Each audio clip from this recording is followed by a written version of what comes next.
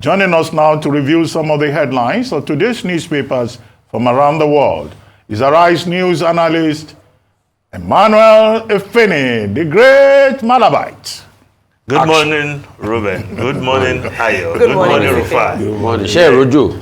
It's been a very wet day. Okay. It's been raining cat and dogs all the way, all through.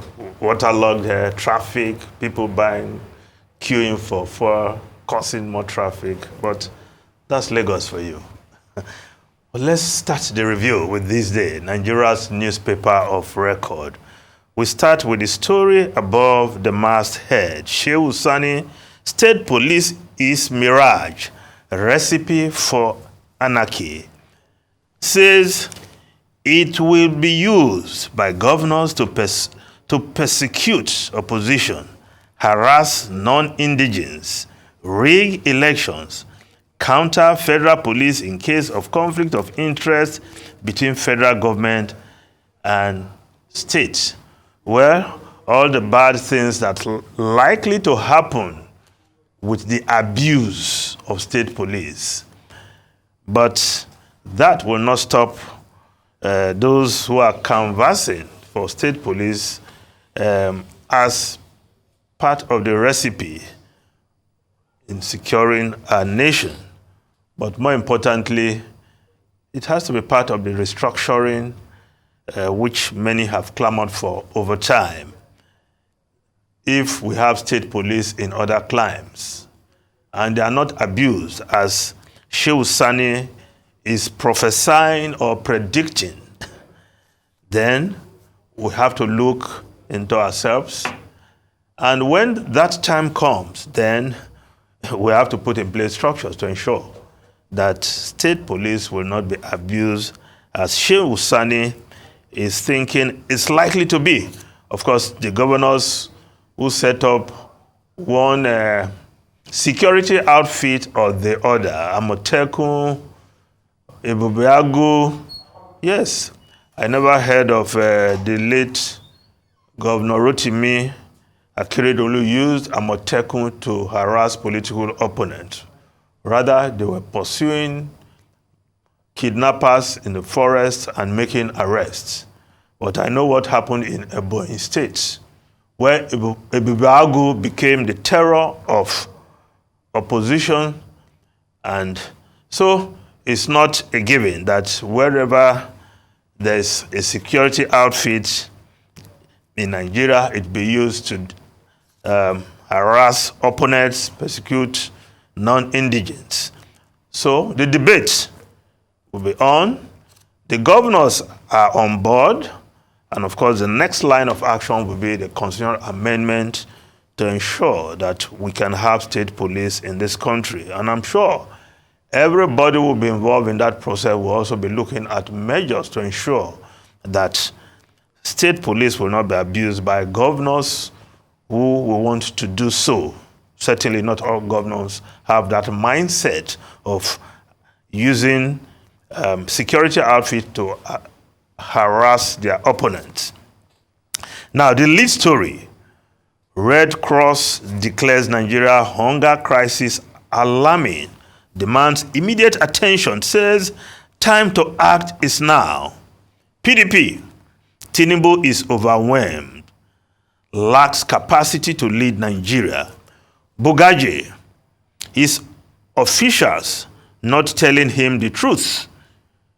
He removed petrol subsidy without planning. Youth protest in Ibadan against hardship. Here's the Nigerian Red Cross.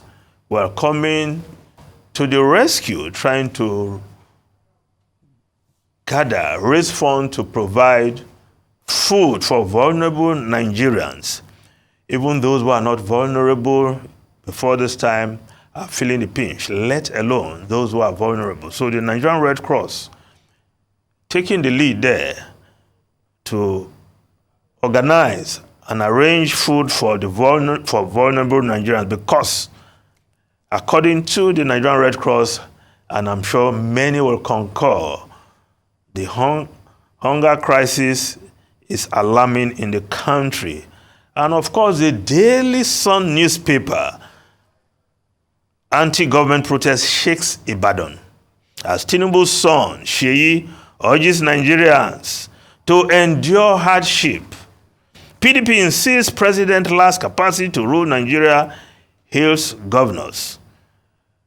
Yes, and of course, that report is also on the front page of the Leadership newspaper. Hardship, no end in sight as protest continues. We are hungry, tired, or your residents cry out. More Nigerians flee country. Labour mobilizes for nationwide protest next week. And of course, the Punch newspaper also reporting on Labour. Labour mobilizes for protest. Tanker driver strike triggers fuel queues.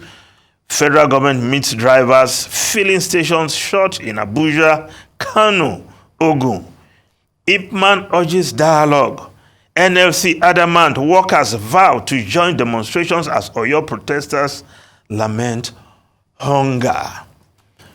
But the Daily Trust has some, well, it says cheery news. It's not all gloom and doom. The Daily Trust newspaper. Food prices drop in Kano, Taraba, Kwara, Niger. Governments go after hoarders. Feed companies suspend mop-up. Hunger protest spreads to Ibadan.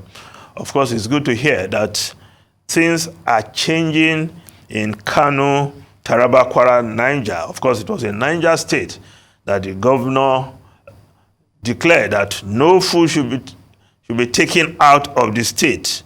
Perhaps that in itself has caused some depression in price, and food prices drop according to the report. So state governments that are taking measures, perhaps they are seeing the difference in the situation. Now, the New Telegraph newspaper. No 42,000 metric tons of grains in federal government strategic reserves silos. Bugaje says government rented out all its silos. Can't control prices of produce it doesn't have.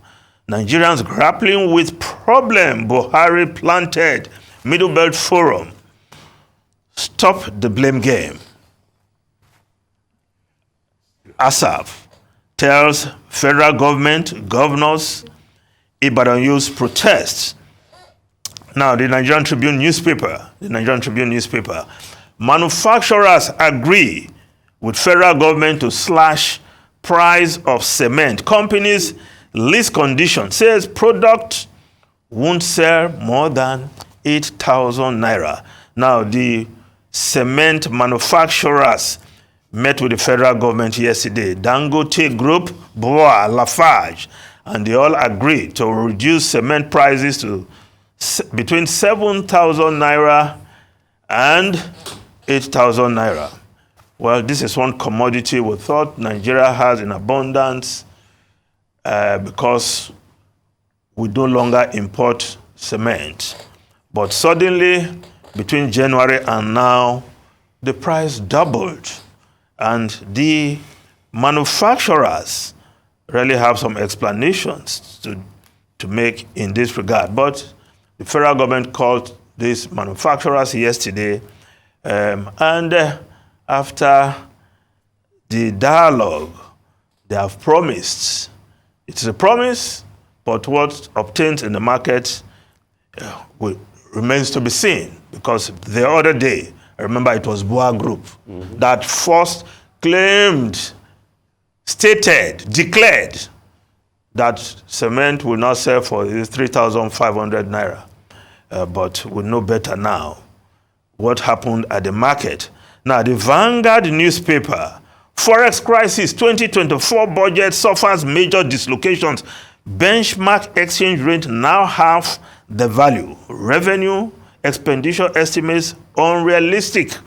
Analysts see profligacy pushing up deficit to 20 trillion naira. Other reports on the front page of the Vanguard newspaper, Edo 2024.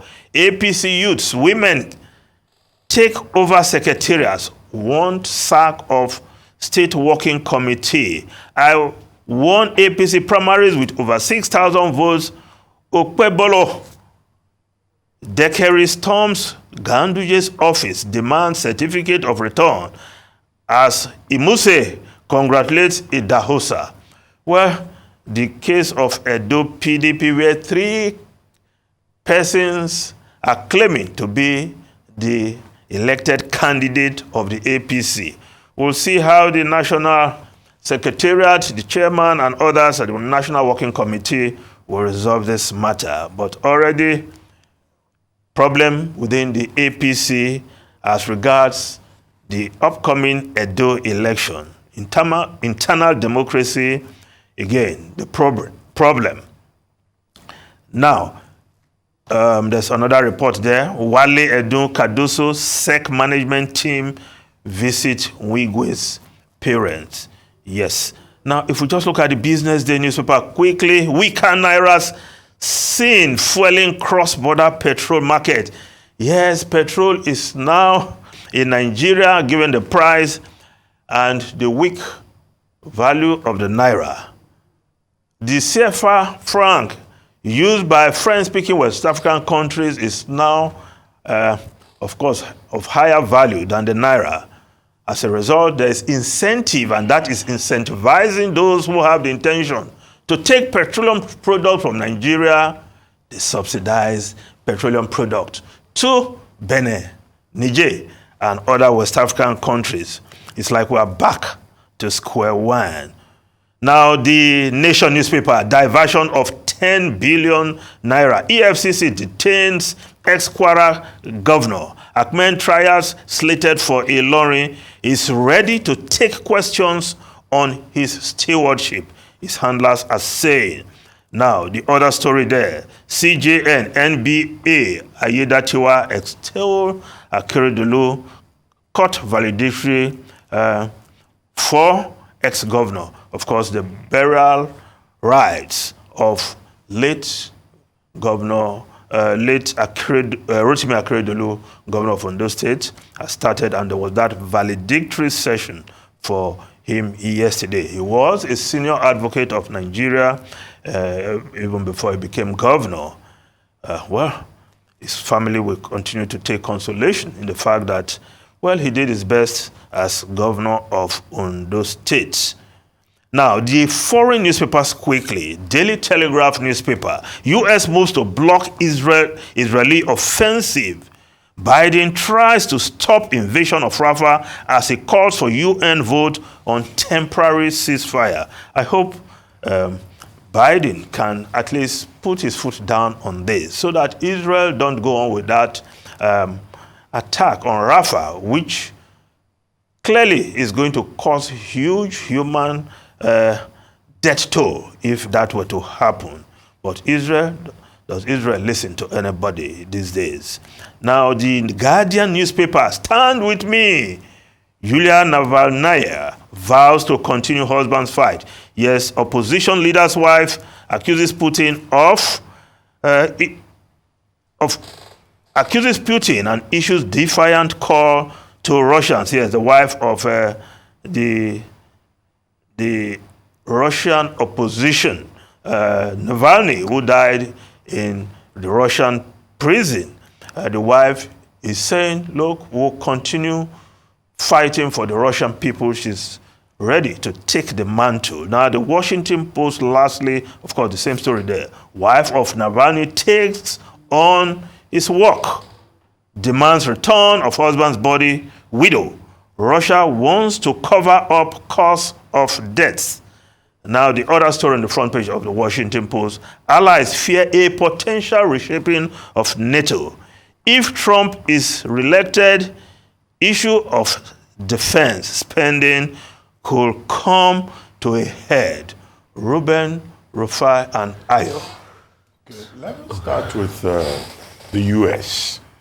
now proposing a vote on the Security Council to stop Israel. For the first time, a temporary ceasefire. U.S. is saying attacking, for planning to attack Rafah, which is the last place where Hamas still has some control, with 1.4 million Palestinians, sheltering in Rafah. Now, the serious problem is that the humanitarian crisis will even be worse than what we have witnessed so far. And of course, it will have implications for regional security in the Middle East. And it will just result in an escalation.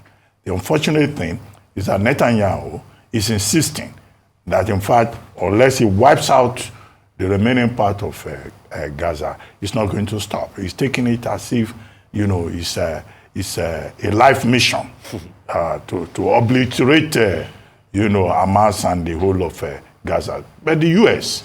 now say a temporary ceasefire. It's a change of position, because the same U.S. was saying that Israel has the right to defend itself. Twice, U.S. had blocked any attempt at any resolution on the Security Council. So this vote for us, you know, we hope that it will go ahead. It's not been put to a vote yet. It's not been scheduled. But if it goes to the Security Council, which has membership of 15, 5 permanent members and 10 non-permanent members, you know, you are likely to get the support of most of the members. But what you need, of course, is a majority of 9.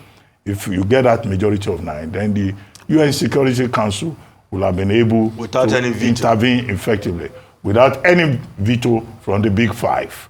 That's Britain, France, Russia, China, and the United States, and France. Yeah. Well, but we'll see, you know, what happens at the end of the day. But the world has a responsibility to stop the carnage in the Gaza Strip. Thank you very much, Emmanuel.